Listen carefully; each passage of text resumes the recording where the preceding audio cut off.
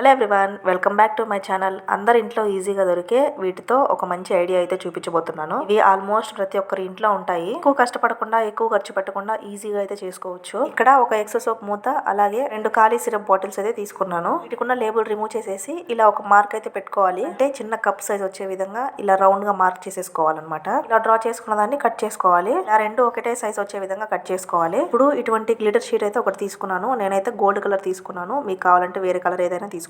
Cap ని ఇలా పెట్టి ప్రెస్ చేస్తే దాని రౌండ్ షేప్ అయితే పడుతుంది అనమాట.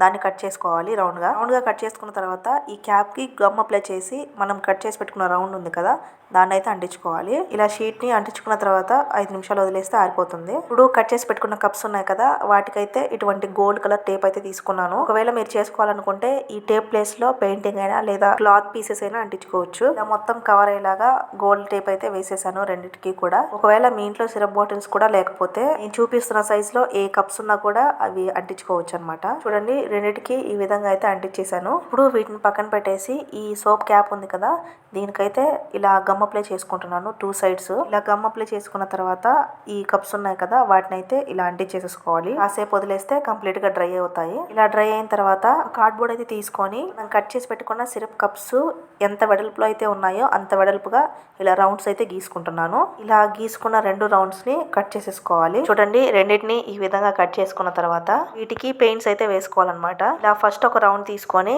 దీనికైతే నేను ఎల్లో కలర్ అయితే వేసుకుంటున్నాను. అలాగే ఇంకొక దానికి రెడ్ కలర్ అయితే వేసుకున్నాను. ఇవి కంప్లీట్ గా ఆరిపోయిన తర్వాత ఇలా మధ్యలో గమ్ అప్లై చేసుకొని నా దగ్గర ఉన్న ఇలాంటి పూసలు అయితే పెద్దవి 2 తీసుకున్నాను. రెండింటిని ఈ విధంగా అంటించుకోవాలి. ఇలా అంటించుకొని ఒక 5 నిమిషాలు వదిలేస్తే చాలు, ఆరిపోతాయి. ఇప్పుడు ఈ కప్స్ లో నేను పసుపు కుంకుమ అయితే వేసుకున్నాను. తర్వాత ఈ క్యాప్స్ ని ఇలా క్లోజ్ చేసుకున్నాను. చూడండి, వేస్ట్ అనుకొని పడేసే వాటితో ఇంత అందంగా పసుపు కుంకుమ వేసుకోవడానికి చేసుకోవచ్చు. ఉంటే మీరు కూడా తప్పకుండా ఈ ఐడియాని ట్రై చేయండి, చాలా బాగా వస్తాయి. ఈ ఐడియా మీకు ఎలా అనిపించిందో తప్పకుండా కామెంట్ చేయండి. ఐడియా నచ్చితే ఒక లైక్ చేసి ప్లీజ్ ఛానల్ ని సబ్స్క్రైబ్ చేసుకోండి. ఇటువంటి మంచి మంచి క్రియేటివ్ ఐడియాస్ ఛానల్లో బోల్డ్ ఉన్నాయి, ఒకసారి చెక్ చేయండి. ఇంకేమైనా డౌట్స్ ఉంటే కామెంట్ చేయండి. ఇంకొక వీడియోతో మళ్ళీ కలుద్దాం. బాయ్.